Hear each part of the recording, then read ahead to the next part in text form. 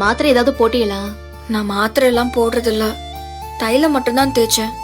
மதியம் சாப்பிட்டீங்களா? சாப்பிட்டேன். ரொம்ப ரொம்ப தலைவலிக்க போய் தானே போகாம இருந்திருக்கீங்க. ஒருவேளை நம்மள கிண்டல் பண்றாங்களோ? சரிக்கா. நீங்க எதுக்கு வந்துட்டு போறீங்கன்னு எனக்கு தெரியாதா என்ன? வந்ததுமே நான் மாமாவுக்கு சாப்பாடு எடுத்துட்டு போலன்னு அத்தை அப்படியே ஒப்பிச்சிருப்பாங்க. அத நக்கல் அடிக்கிறதுக்காக 2 பேருமே கிளம்பி வந்திருப்பீங்க.